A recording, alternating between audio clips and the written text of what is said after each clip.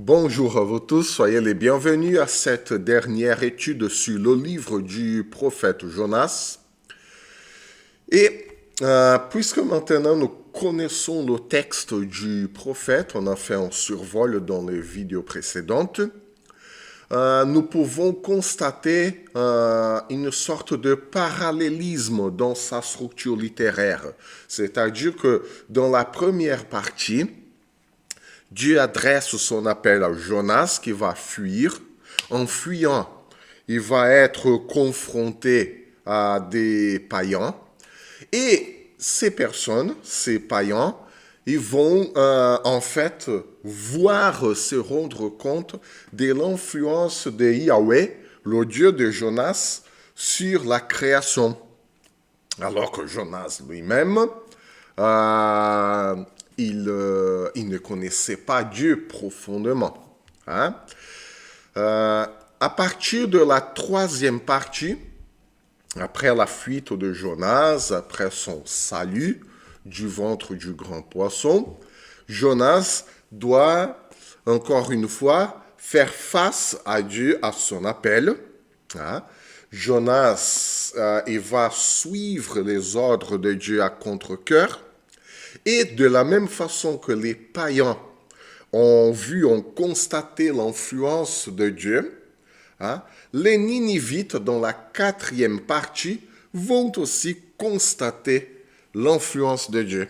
Et que ce Dieu, le Dieu de Jonas, le Dieu qu'il a prêché, il était un Dieu tout-puissant. Donc voilà un peu le parallélisme dans le livre de Jonas et la grande ironie du récit est que les païens n'avaient pas du mal à voir la grâce, la compassion, la patience, même l'action de Dieu, alors que Jonas, qui était censé connaître Dieu, hein, qui était censé obéir à Dieu, il ne le fait pas. Hein. Un Hébreu, un Israélite, ne croyait pas en Dieu dans sa vie pratique. Il croyait et tout, Dieu c'est le seul Dieu et tout, tous les autres ce sont des dieux païens. Mais pour des choses dans la vie pratique, le moment même d'obéir aux ordres de Dieu, Jonas ne le faisait pas. Alors que les païens qui n'avaient jamais entendu parler de Dieu et tout, des Hébreux, Yahweh, les païens au navire, ils ont obéi à la voix de Dieu, aux ordres de Dieu par Jonas, et les Ninivites ont fait pareil. Donc voilà l'ironie. Le prophète qui ne vivait pas selon les préceptes de Dieu, et les païens qui n'avaient jamais entendu parler de Yahweh, lui obéissent du premier coup. Hein?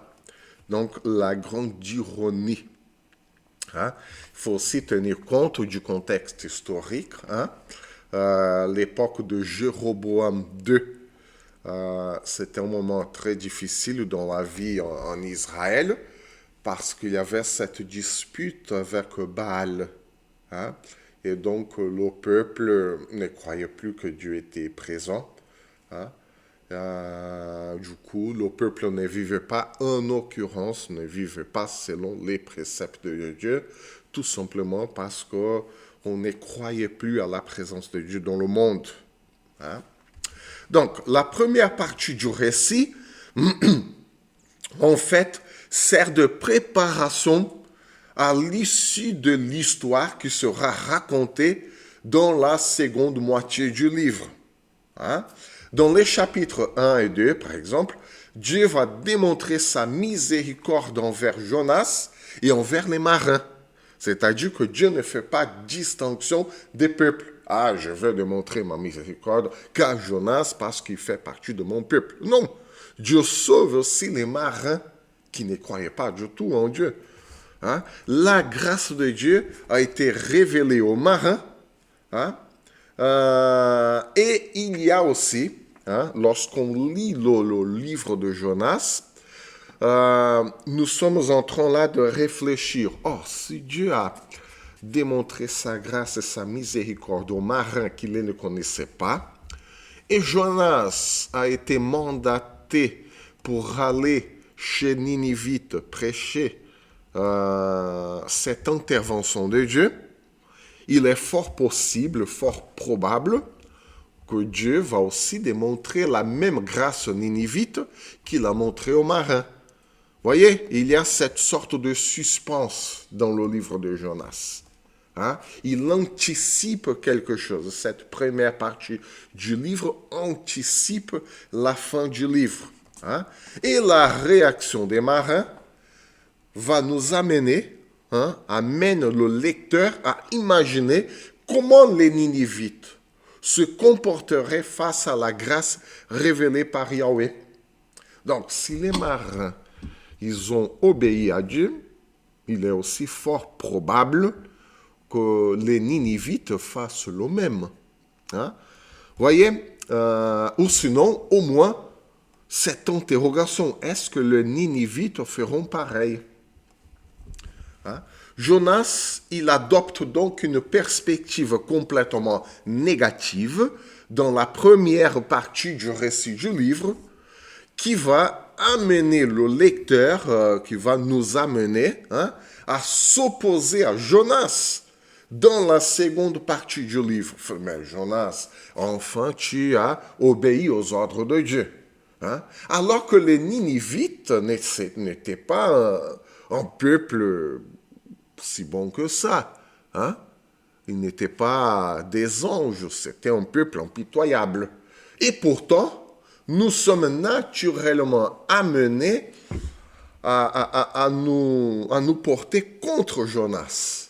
Parce que Jonas, après tout, il a désobéi aux ordres de Dieu. Hein?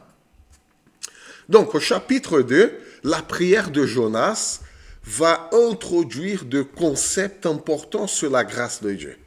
Hein? La prière de Jonas, elle est très instructive, elle est très riche en conceptions théologiques. Hein? Et tous ces concepts dont Jonas parle dans sa prière seront justement démontrés dans la seconde partie du récit chez les Ninivites.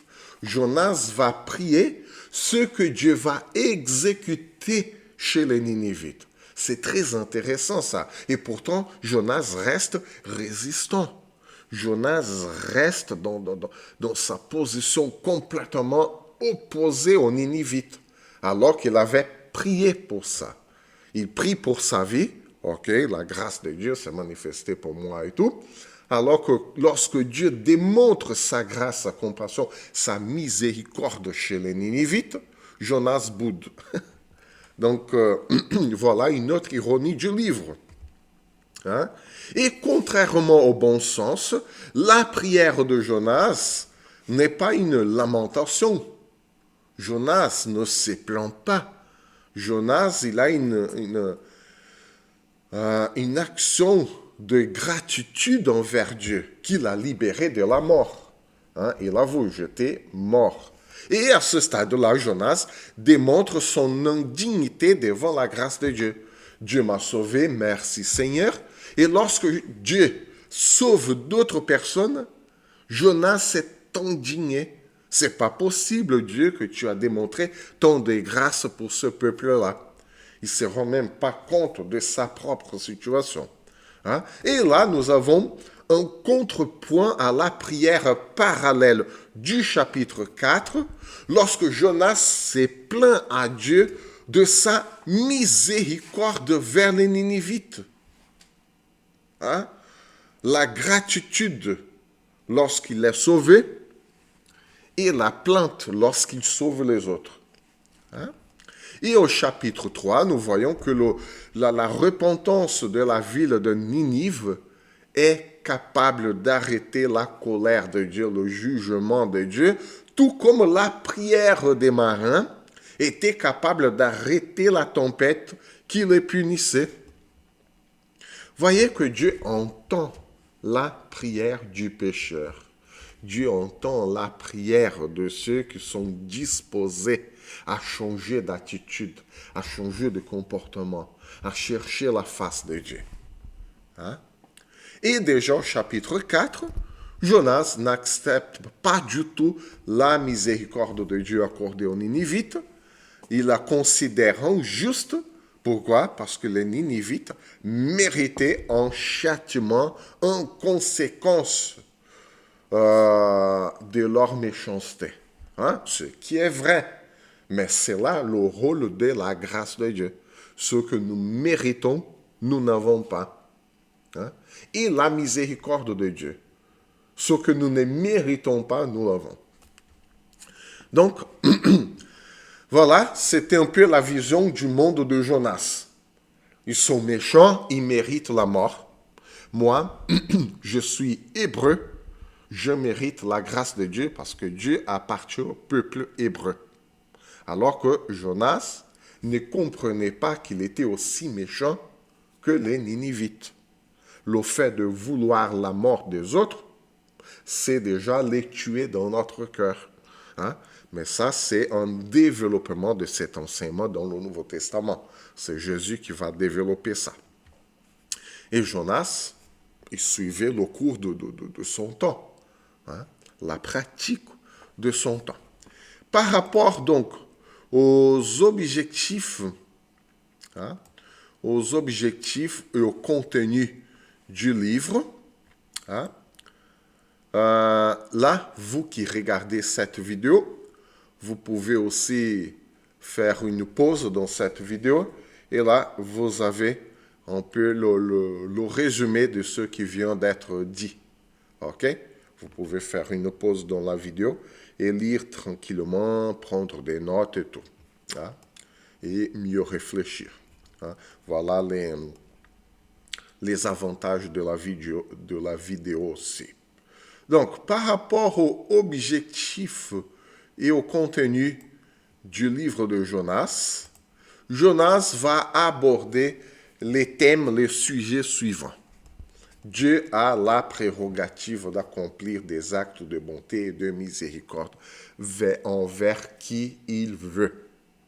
Et Dieu n'a pas à s'excuser, n'a pas à s'expliquer à qui que ce soit.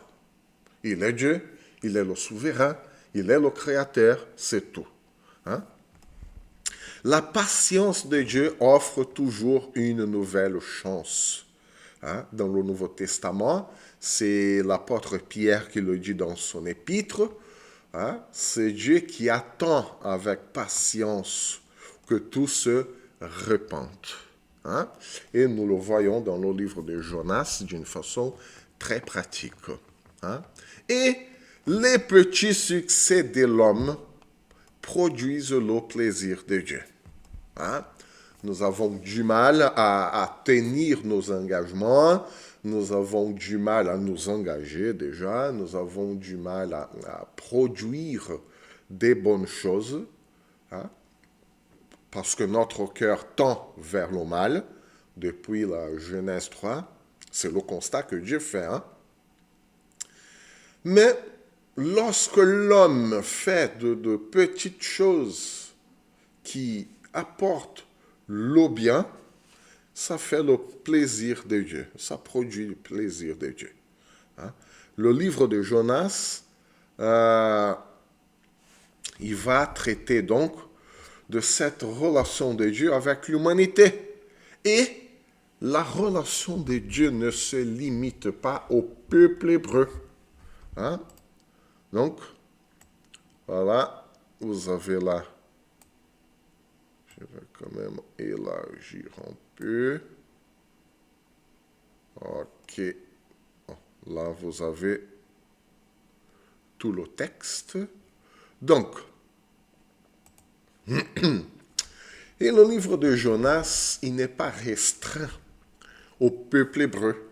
En lisant l'histoire du peuple d'Israël dans l'Ancien Testament, nous sommes amenés à croire que Dieu, il est quelque part un peu limité au peuple d'Israël.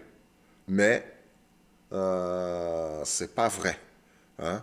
Il y a toujours de petits récits qui montrent que Dieu, il va aussi toucher, il va aussi atteindre les autres peuples.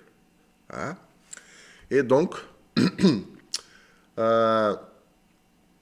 et dans cette relation de Jonas avec Dieu, avec les païens, les non, ceux qui n'étaient pas hébreux, hein, Jonas, il finit par susciter notre aversion. Nous lisons le récit de Jonas et même si nous nous rendons compte que les autres sont des peuples païens, ils ne connaissent pas Dieu, ils sont méchants et tout, nous avons une sorte d'antipathie, une aversion pour Jonas. Hein? Il suscite une sorte d'aversion. Et pourquoi? Parce que les objectifs de Jonas sont opposés à ceux de Dieu. Jonas veut sauver le peuple ninivite, même s'ils sont méchants. Hein? Alors que Jonas, il voulait leur destruction, la destruction des Ninivites. Hein? Jonas, on a déjà dit ça, mais il vaut toujours la peine d'en reparler. Jonas était un prophète nationaliste. Il a prédit le rétablissement politico-économique de l'un des pires rois d'Israël, Jéroboam II. Hein? Et Jonas avait une position contraire à celle d'Amos, qui ne faisait que critiquer son gouvernement. Hein? Nous avons là dans notre chaîne YouTube 5 études, 5 études sur le prophète Amos. Et le prophète Amos ne fait que critiquer ce gouvernement. Alors que Jonas, il a quand même prédit, il a dit une bonne chose. Amos n'a pas trouvé, n'a rien trouvé en fait de bon pour en parler.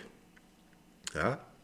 Et Jonas, même si après il obéit au commandement de Dieu, il parle avec une haine, une colère envers les païens, envers les Ninivites. Oui, dans 40 jours, Ninive sera détruite. Hein? C'était la pire des prédications. C'est la pire des prédications que nous lisons dans toute la Bible. Hein? Donc, le livre de Jonas cherche aussi à démontrer que la situation du prophète Jonas, en fait, était semblable à celle des habitants de Ninive. Tous sont impitoyables. L'être humain est impitoyable envers son prochain. Hein? Tous avaient besoin de la miséricorde de Dieu.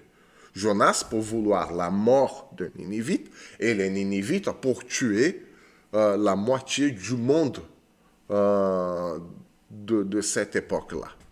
Cette distinction, elle est cruciale pour éviter, en fait, de confondre le message du livre en comparant Jonas à Israël. Non, Jonas ne représente pas Israël. Jonas représente l'humanité déchue qui veut détruire tout le monde, qui veut la mort de ceux qui sont différents de lui. Hein? Après tout, c'est l'histoire de l'humanité. Quelle est l'histoire de l'humanité?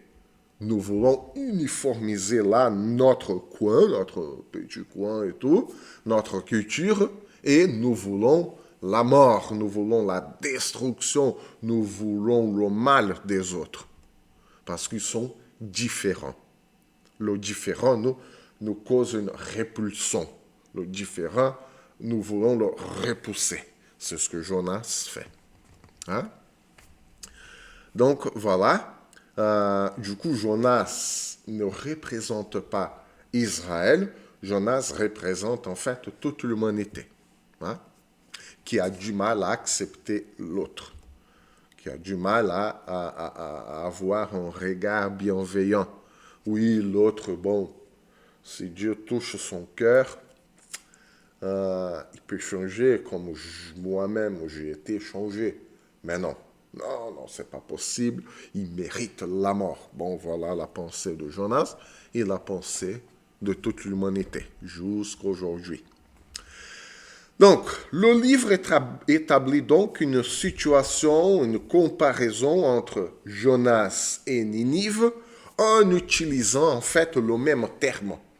Dans le texte, dans le verset 10 du chapitre 3 et le verset 6 du chapitre 4. Hein?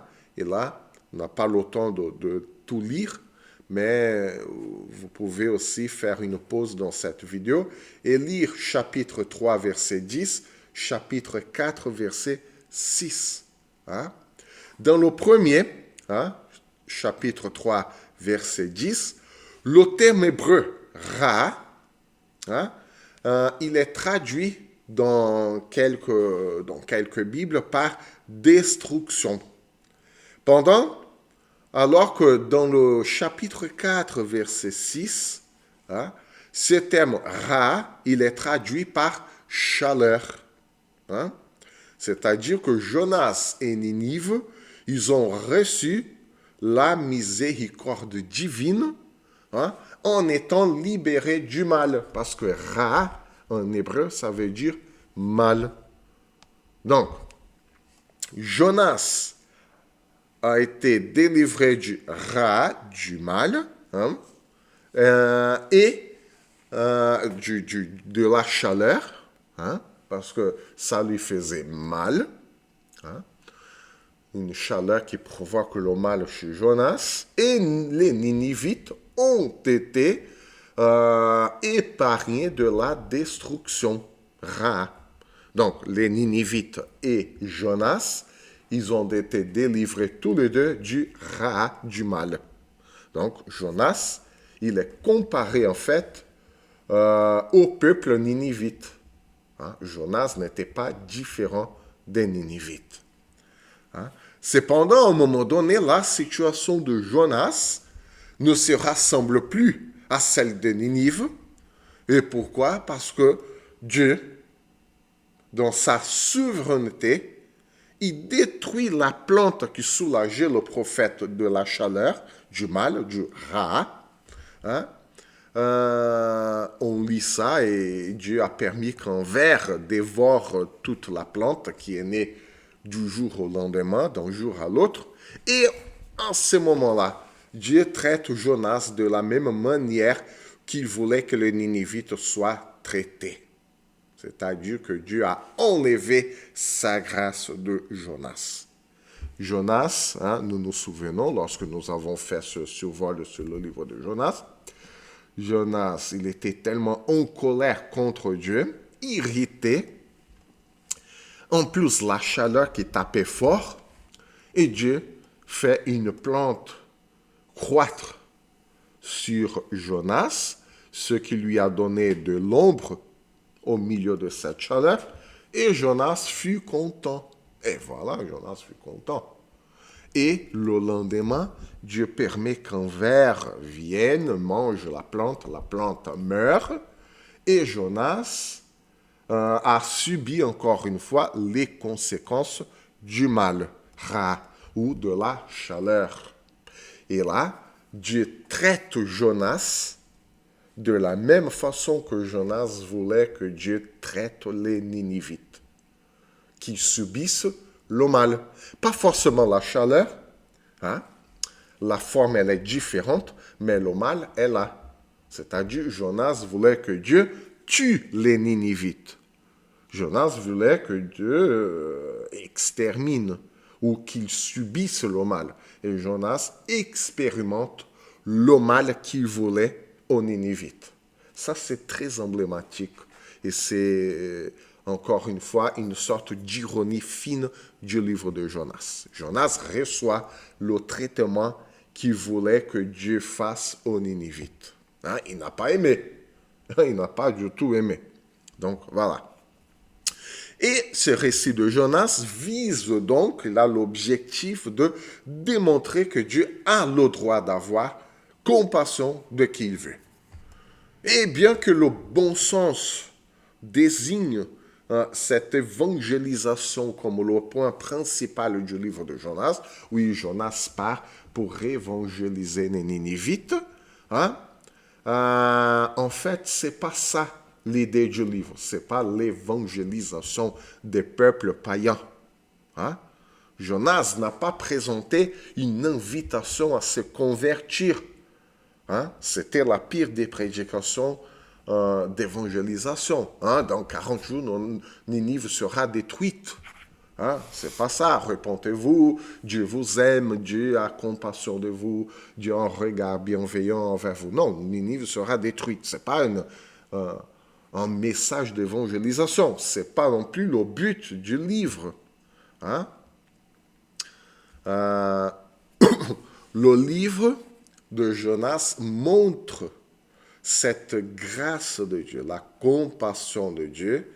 Et il a le droit de l'exprimer à qui il veut parce qu'il est le Seigneur souverain. Donc, le livre de Jonas, ne montre pas la tâche là de Jonas en tant que prophète, en tant que peuple de Dieu. Le livre de Jonas, il nous montre le caractère de Dieu, pas la tâche du peuple de Dieu. Mais le livre de Jonas nous apprend le caractère de Dieu. Hein? Et donc, ces événements racontés dans le livre de Jonas sont arrivés peu de temps avant que la prophétie classique ne devienne la norme prophétique en Palestine. C'est-à-dire que Jonas vient avant que les prophètes commencent à écrire leurs prophéties. Hein?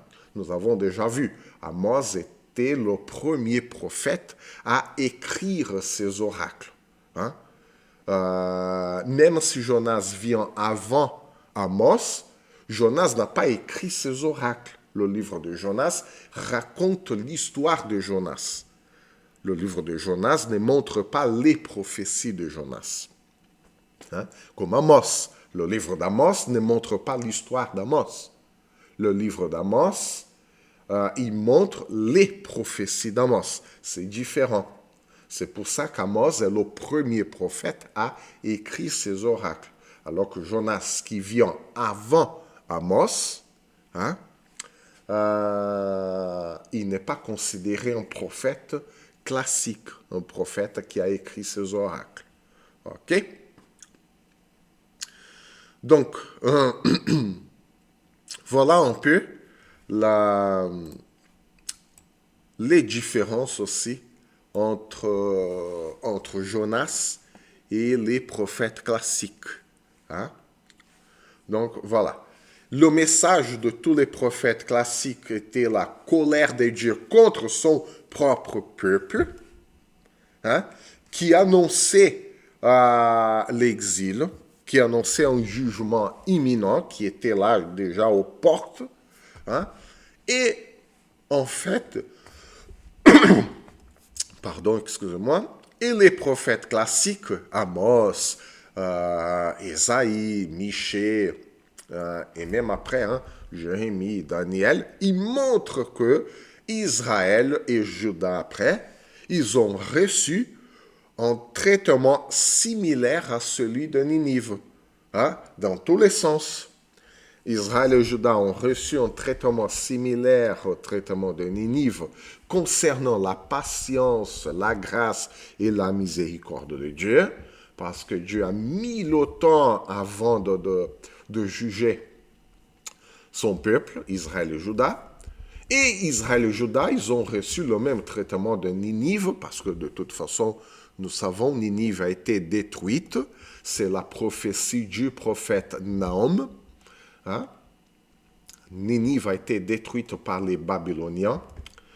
Et Israël et Juda, ils ont reçu le même traitement de Ninive, c'est-à-dire l'exil. Juda est parti en exil babylonien et les Israélites ont été complètement anéantis. Le pays, la nation a été anéantie justement par les Ninivites. Et après, les Babyloniens qui sont venus, ils ont détruit les Ninivites ou les Assyriens, parce que Ninive était la capitale de l'Empire assyrien. Hein? Donc nous voyons que Dieu n'a jamais privilégié aucun peuple. tous ont reçu le même traitement. Le même traitement de patience, grâce et miséricorde, et le même traitement de jugement du péché. Hein? Cela veut dire quoi? Dieu est un Dieu miséricordieux et le péché de l'humanité amène à la mort, tout simplement. Donc, voilà. Du coup, nous avons là un peu le même traitement, la même attitude de Dieu. Parfois, on dit non, mais Dieu a toujours traité Israël et Juda d'une façon différente des autres peuples. Et non, en lisant le livre de Jonas et en tenant compte du contexte global de l'histoire, non, Dieu n'a jamais traité différemment le peuple d'Israël et Juda. Et la preuve est le peuple de Ninive, qui a reçu autant de patience, de compassion que de jugement, tout comme les Israélites et la tribu de Juda après. OK? Et pour finir cette étude, hein, nous pouvons constater alors que la compassion de Dieu est au centre du livre de Jonas. Dieu est un Dieu compatissant. Et l'humanité, qu'elle soit israélite, qu'elle soit ninivite, qu'elle soit égyptienne, qu'elle soit n'importe quelle nationalité, elle est méchante. Elle est privée de cette grâce de Dieu. C'est Paul qui le dit après. Tous ont péché et sont privés de la gloire de Dieu, de la présence de Dieu. Ils ont tous besoin, toute l'humanité a besoin de cette grâce, de cette compassion et de cette miséricorde de Dieu. Donc, on s'arrête là. On finit là, en fait, l'étude du prophète Jonas. Et donc, voilà. J'espère que vous avez aimé cette étude. N'oubliez pas de cliquer sur le pouce, comme ça. Si vous avez des commentaires ou de témoignages ou de compléments de cette étude, n'hésitez pas à laisser des commentaires. Hein? Et je vais essayer d'interagir dans les commentaires. OK? Donc, que le Seigneur vous bénisse, que le Seigneur vous garde. À la prochaine vidéo, à la prochaine étude biblique.